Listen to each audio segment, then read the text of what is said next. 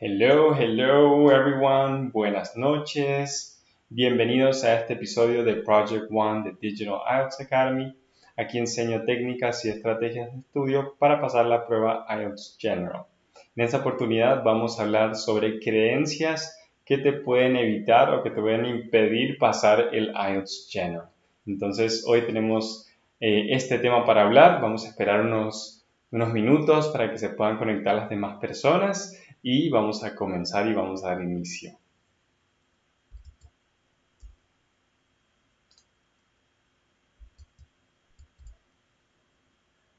Bueno, vamos a dar inicio entonces. Como les dije, vamos a hablar sobre esas creencias que te pueden impedir pasar la prueba IELTS General. Entonces, ¿cuáles son esas creencias que algunas personas suelen tener y que son muy comunes? Una de ellas es pensar que no vas a pasar el IELTS General porque tu nivel de inglés es muy básico, ¿cierto? Es algo muy común que muchas personas tienen. Algunas veces nos dejamos estar, por así decirlo, con el idioma y de repente nos surge una oportunidad y no la queremos perder, pero entonces nos damos cuenta que nuestro nivel del idioma no es lo suficientemente bueno para lo que están exigiendo, ya sea en alguna entidad o también que lo exija también algún gobierno. Entonces, ¿qué pasa en este caso? Nos empezamos a volver locos, ¿no? ¿Qué voy a hacer con el idioma? Y la realidad es una creencia, las probabilidades de que no te vaya bien o que, digamos, no tengas la nota que quieres o que necesitas es más alta, ¿cierto? Porque digamos que, como yo había hablado anteriormente, es como tener un 50 y 50, 50 de el inglés y 50 de la prueba o el examen, ¿cierto? Entonces, en este caso sí afecta, pero ¿qué es lo que yo siempre les digo a estas personas? Está bien, si tienes poco tiempo, lo mejor que puedes hacer es estudiar un inglés más orientado hacia la prueba IELTS General. Eso quiere decir que nosotros vamos a focalizarnos en lo que nosotros necesitamos del idioma para poder pasar esta prueba, ¿cierto? Obviamente el inglés lo necesitamos para comunicarnos en el país donde vamos a viajar y también es muy importante ir aprendiéndolo, pero en este caso en particular es para la prueba porque necesitamos pasarla para continuar con el proceso. Entonces, un ejemplo es, si nosotros practicamos la estructura, vamos a dar un ejemplo, la estructura del Writing Part 1 de una carta. Eso lo había hablado en uno de los videos que hice anteriormente sobre cómo escribir una carta. Entonces vamos a retomar un poquito de eso que les había mencionado y les voy a mostrar un ejemplo de lo que sería entonces estudiar específicamente para el examen. Un momento, ya comparto pantalla.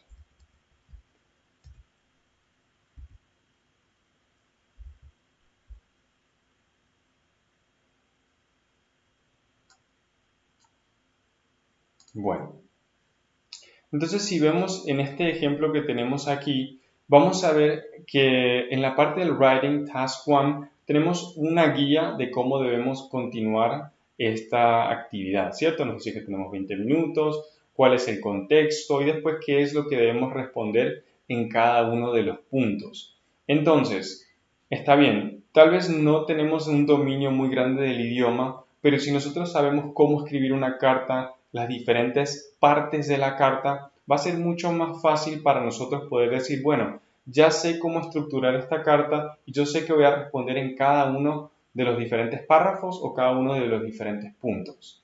Entonces vamos a ver una estructura, una parte de una estructura que también les había mostrado en ese video que hablé sobre el writing y es, digamos, la parte de la carta que explica cómo es el paso a paso de la carta. Por ejemplo, tenemos el greeting, el opening statement, el closing statement y el ending. Y en este punto, entonces, lo que estamos viendo es que la carta tiene su estructura, tiene una forma de responderse y también nos va a ayudar a tener más claro qué es lo que debemos contestar y qué es lo que debemos buscar escribir en esa carta.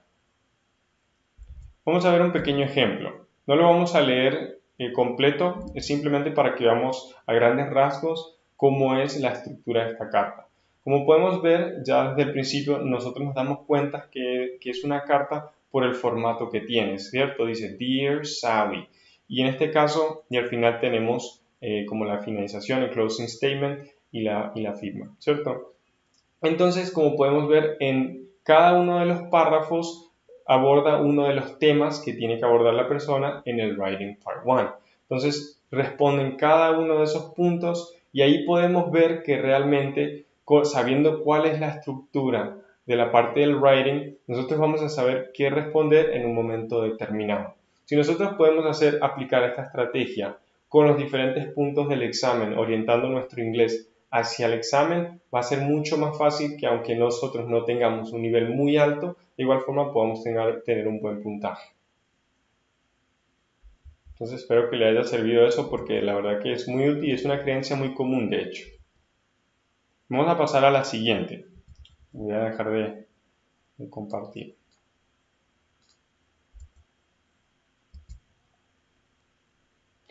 La siguiente es pensar que vas a pasar la prueba, es como lo contrario, ¿verdad? Pasar la prueba porque tenés un nivel de inglés avanzado.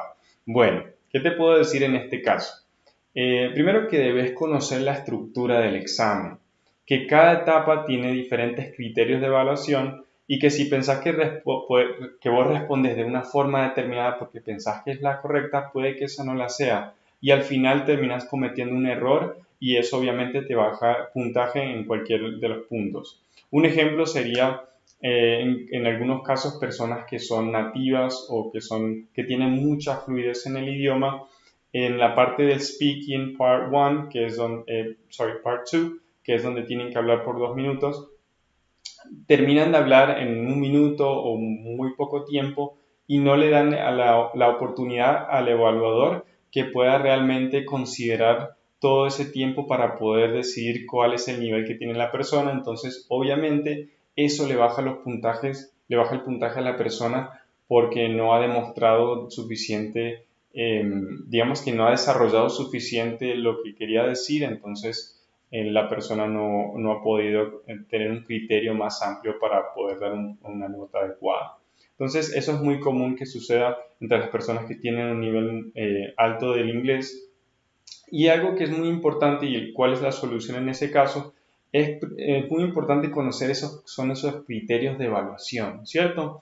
Y esas estrategias que van a permitir que la persona sepa qué tiene que hacer en cada momento y cómo se le va a evaluar eso que está respondiendo para que nosotros podamos hacerlo de la mejor forma. Y ya teniendo ese nivel del inglés y también teniendo esa estructura y la forma de responder del examen, va a ser mucho más fácil para que la persona pueda obtener una nota que realmente verifique su nivel de inglés, ¿cierto? Porque esas personas que tienen nivel avanzado no es que no lo tengan porque no les vaya bien en el IELTS, ¿cierto? Sino que no se han preparado lo suficiente para el examen. Entonces, por un lado, es muy importante que esa persona que tiene esa creencia que por tener un buen nivel de inglés o avanzado, que va a ser suficiente para el examen y teniendo en cuenta esto que dijimos, que lo pueda aplicar. Además, otro de las creencias que también puede afectar mucho es pensar que estudiar solo inglés es suficiente para poder responder cada una de las preguntas o cada una de las consignas. Entonces, en este caso, tenemos que tener en cuenta que cada etapa tiene sus tiempos específicos. Esto quiere decir que aunque nosotros pensemos que el inglés es suficiente para lo que vamos a hacer en el examen, hay algunas partes específicamente, un ejemplo en el reading, que necesitamos utilizar unas estrategias adecuadas para poder leerlo más rápido, para poder aplicar esas técnicas y que sea mucho más eficiente el tiempo que le dedicamos al reading. Pasa que si nosotros solamente practicamos en inglés, no vamos a saber eso, ¿cierto? Entonces no vamos a tener esa mentalidad de decir, bueno, ya sé cómo abordar este tipo de actividad para que no me equivoque y para que pueda avanzar más rápido, dado que el tiempo es muy limitado y tenemos que aprovecharlo al máximo, ¿cierto? Y en ocasiones el contexto puede ser algo específico. Y como a veces estudiamos un inglés como general, por ejemplo en instituciones, o digamos con algún profesor particular, estudiamos como un inglés más general, y cuando nos encontramos con un caso más específico, por ejemplo una lectura que sea más técnica, es más difícil para nosotros poder orientarnos hacia cómo responder o cómo completar las actividades en esos puntos. Entonces, ¿qué es mejor en ese caso para aquella persona que piensa que con inglés es suficiente? Bueno, en este caso depende mucho. Si esta persona ya se ha planificado de que tienes intención de viajar y de hacer ese trámite legal para poder vivir en otro país o para poder trabajar y demás, lo que tiene que hacer es, puede estudiar inglés y la prueba al mismo tiempo, pero ya no es necesario que sea un inglés más orientado al examen, sino con un inglés más general, porque lo ideal es que podamos utilizarlo en diferentes contextos, ¿cierto?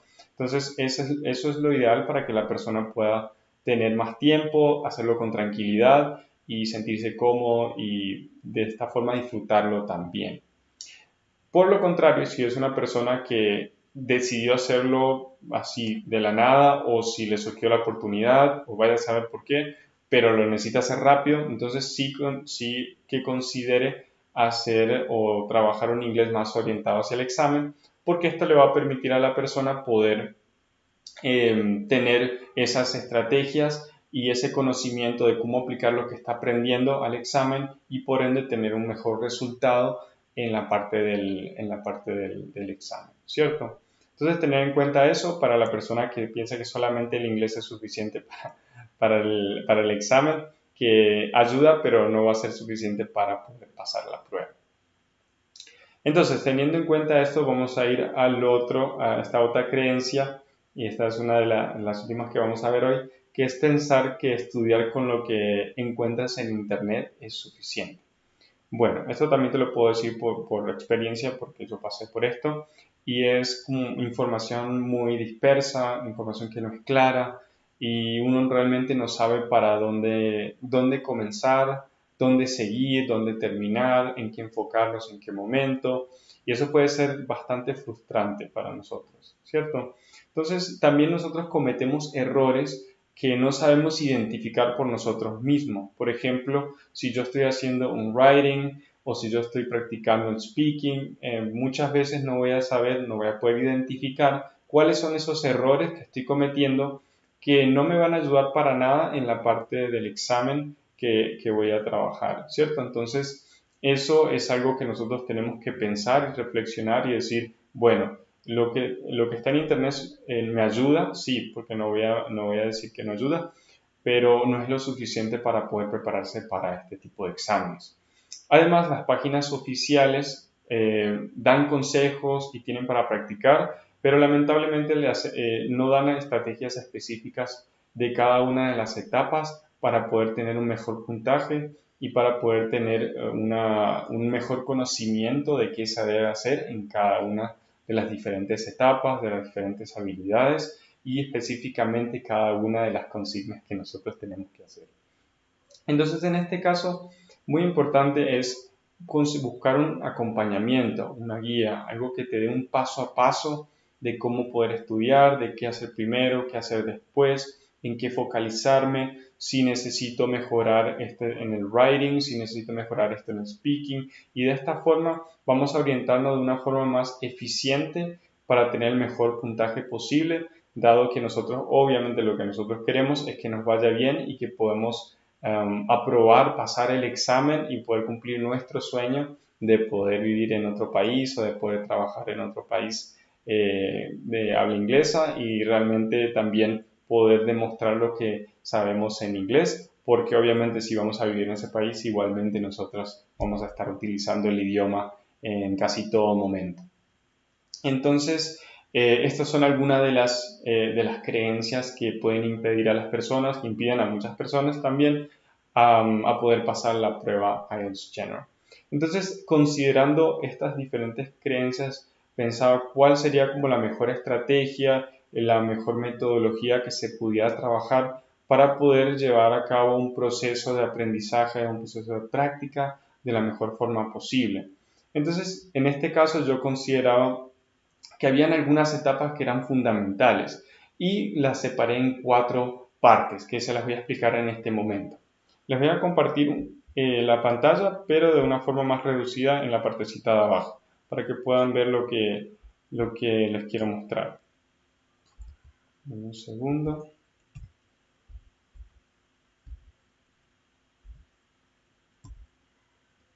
Ya.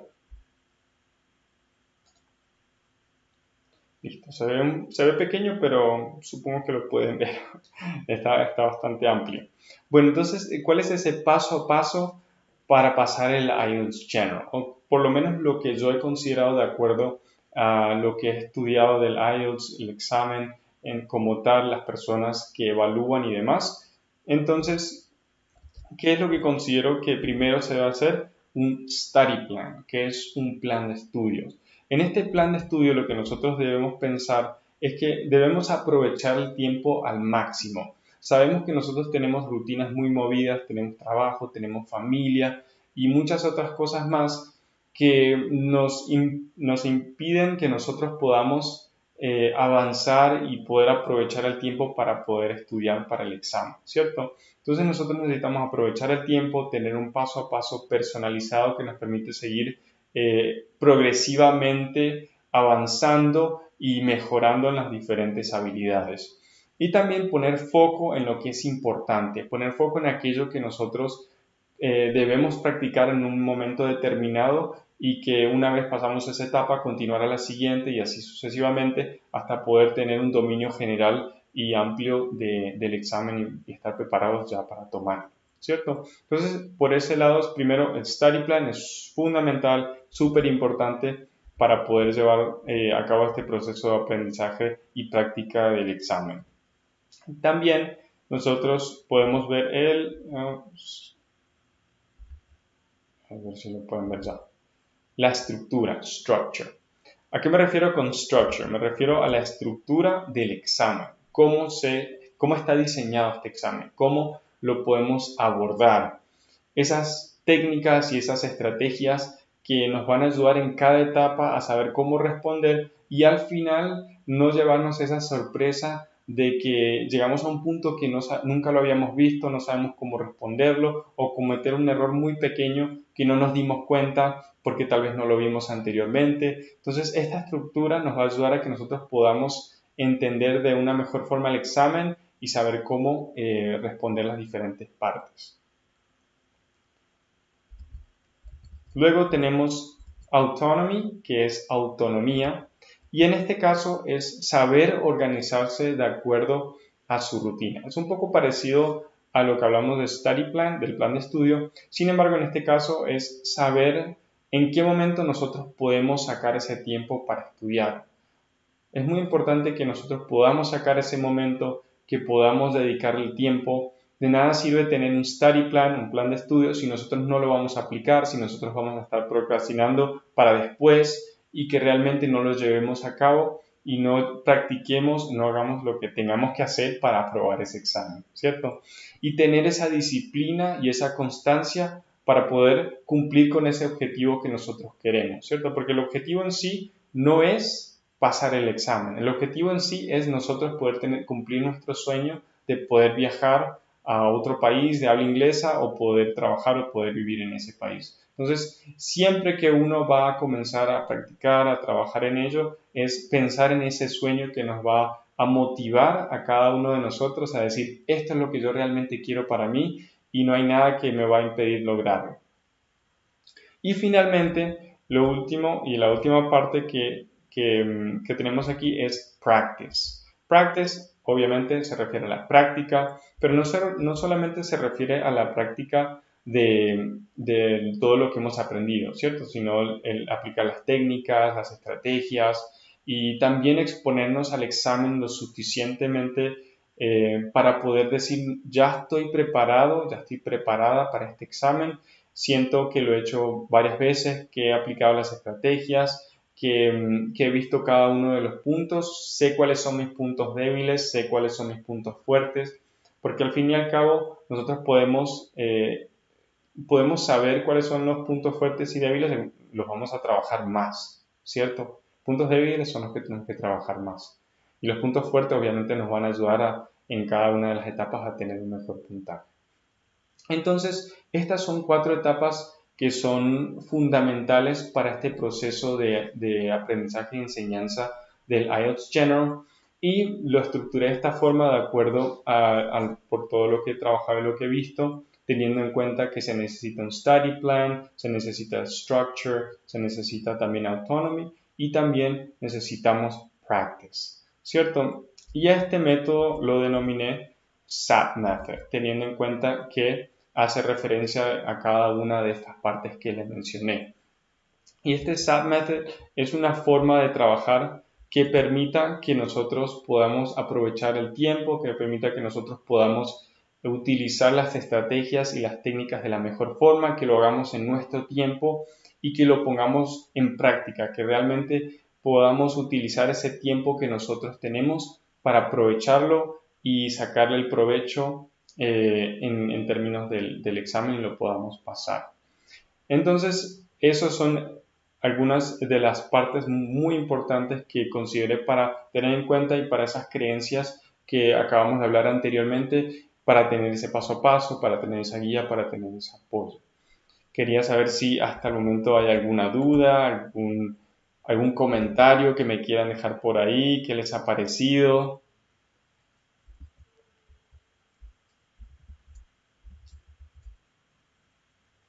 Sí, muy tímidos.